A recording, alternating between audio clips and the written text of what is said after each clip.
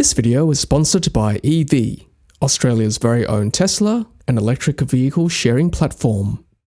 Hey everyone, you're Tesla Tom, and thanks so much for joining me today on my YouTube channel where I discuss Tesla, electric vehicles, and renewable energy. If this is your first time to my channel, then hello and welcome. Take a moment to hit that red subscribe button, that way you stay informed of any new content, and it also helps my channel to grow as well, and for other fans to find us too. Today we're going to look at software update 2021.4.17 Non-FSD beta for our Tesla Model 3 Performance Stealth here in Sydney, Australia. We're going to do that and much more right after this.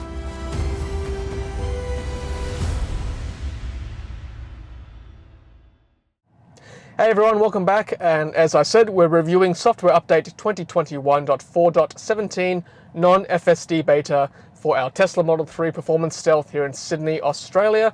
Here are the release notes right here, 2021.4.17, just the usual minor fixes. This release contains minor bug fixes and improvements, so nothing too exciting in terms of features today. Nonetheless, we're going to go for an autopilot test drive today, just to make sure there haven't been any new bugs that have crept into this update, and to see if there have been any improvements at all with autopilot.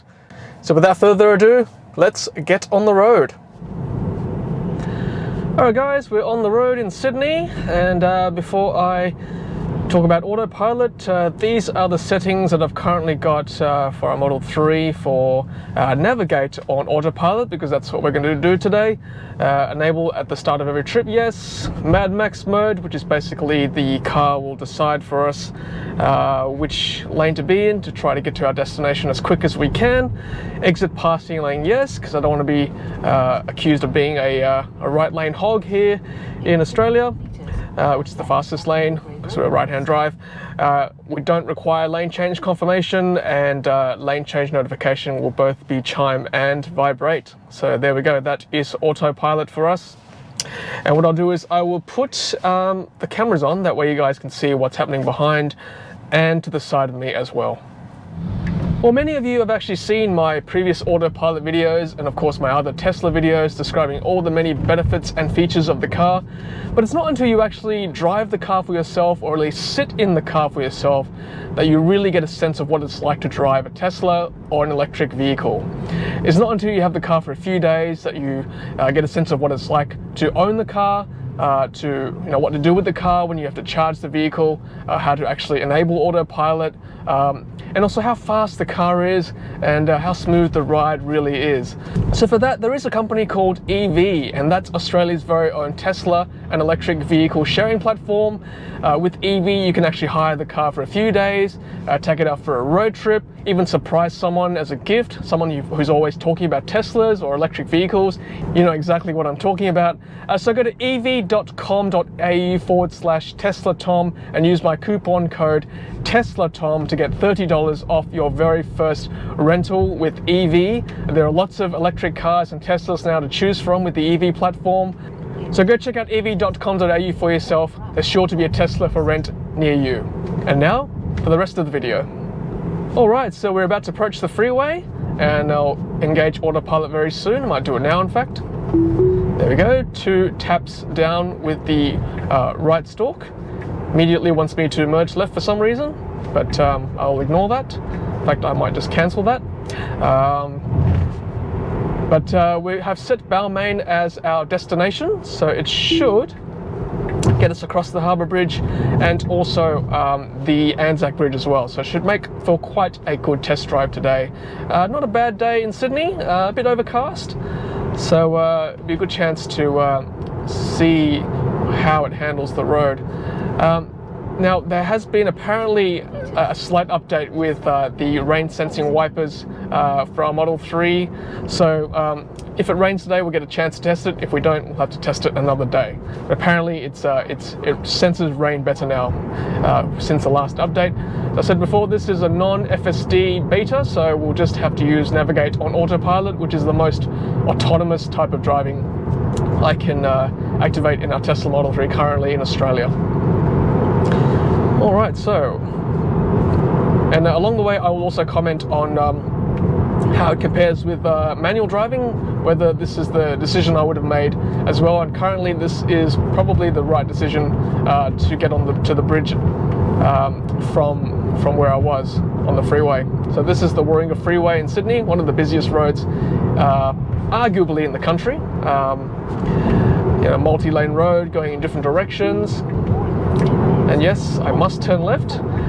Now, it says no confirmation as you saw before in the settings, but you do still have to, I guess, wobble the steering wheel a little bit just to tell the car that you are still alive before the lane change happens.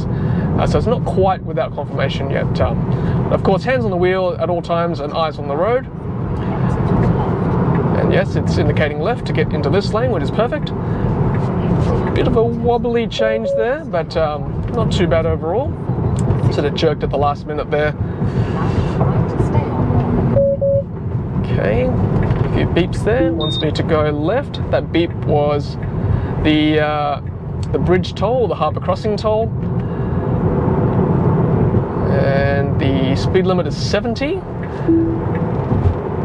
Okay, so what I'll do is hold my right indicator stalk down to match the current speed limit. That's the quickest way to match the speed limit.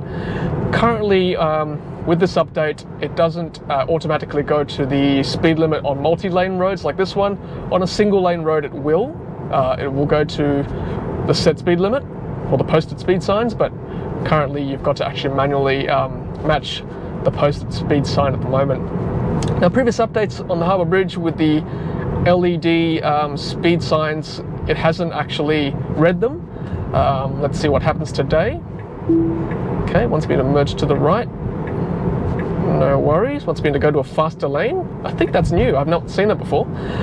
Lane 5 on the Harbour Bridge. I'm not a big fan of this lane because, as you can see with the LED lane indicators, you know, it does change depending on the time of day. So, you know, I'll obviously keep my hands on the wheel very firmly because I don't want the car to accidentally change lanes to the right, because that would not be good. Going back in the left lane, changing lanes out of passing lane, I think that's new. I don't recall seeing that in the past. So that might be a new feature. Telling you what it's doing, which is nice.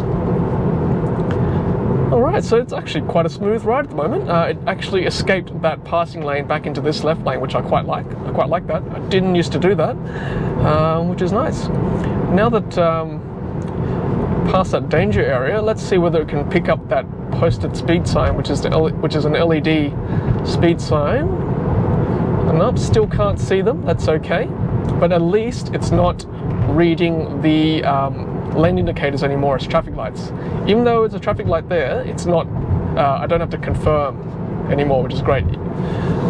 So that improvement has been kept up since a few updates ago. Okay, it wants me to change to the right. Changing lanes away from cones. That's definitely new. I've not seen that before. At least not that I've noticed in the last few updates anyway.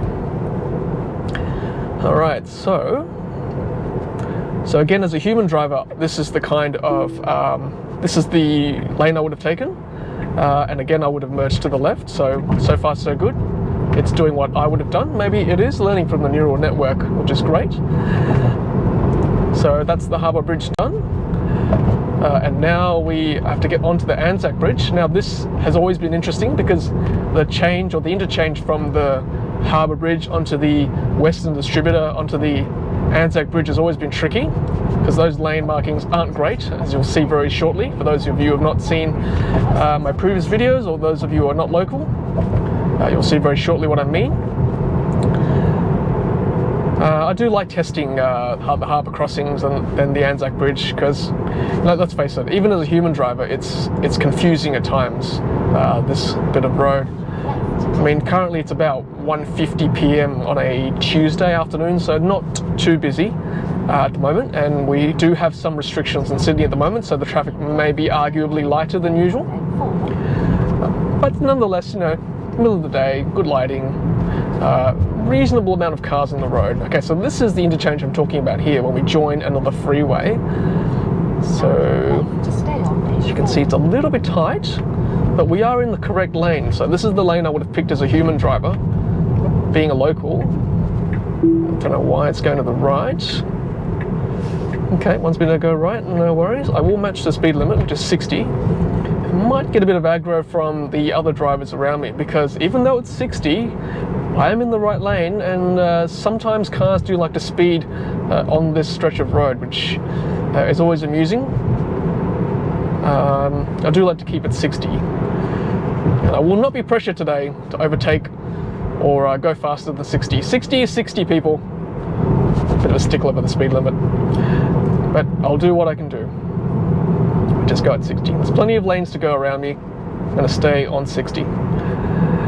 Alright, so again, yeah, the middle lane is the lane I would have taken. And as you can see there, the posted speed sign is 60. I will stick to the speed limit.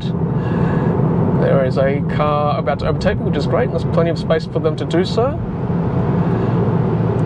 And there, yeah, look, do you see that? Do you see that? That was a police car, a highway patrol car, right there. Not sure if you guys saw that. Just hiding there behind that concrete barrier there. So, Mr. Ute over here, I might have saved you a ticket there, because he was tailing me behind for a sec prior to overtaking me. Better thank me there. Anyway, we're on the ANZAC Bridge now. So this is a nice test, a nice straight bridge, you know, lots of lanes, good lane markings, you know, pretty much on rails. This autopilot testing today, this car's doing so well. As you can see, it's right in the middle there. Can't argue. Wants me to merge right. Okay, well, that I will do. Yeah, would I have taken this lane this early? Probably not. I would have probably left it a bit later. But I am sticking to the speed limit, so no big deal. It wants me to go right because eventually I will have to exit the Western Distributor so that I can get onto Victoria Road to get to Balmain. So navigate on autopilot is ending in 200 meters, 100 meters. So that's it, that's navigate on autopilot. As you can see, it'll switch back to just basic autopilot very shortly. There we are. As we approach the traffic light, this will be good when this road is finished. I'll be looking forward to testing this road. So there's not so much of a bottleneck here, which will be good. All right, I might just take it off autopilot for 1 second so I can merge right, because I want to head into the Balmain Peninsula to thank you guys and to just finish the video here. Okay, right, there we go, just passing the ute that I saved the speeding ticket. And yeah, let's turn right into Balmain. Alright guys, just heading into the Balmain Peninsula. I don't actually have any requirement to be here today, apart from the fact that I am testing autopilot for you beautiful people today. It's just an easy, easy destination to plug into the nav because I can test both bridges, both the Harbour Bridge and the ANZAC Bridge. They're probably two of our most prominent bridges here in Sydney. I might just cancel the nav for a sec, so I don't have to talk over her. There we go. I'm going to turn right here and show you a little bit more of the Harbour Bridge there as I swing around. Alright guys, well, hope you enjoyed that video. I certainly enjoyed the drive, and always good to see autopilot working so well. If you enjoyed that video, please give it a thumbs up. I'd really appreciate that. And of course, subscribe if you did not do so already or earlier. And if you've received software update 2021.4.17 for your Tesla Model 3, please leave a comment below.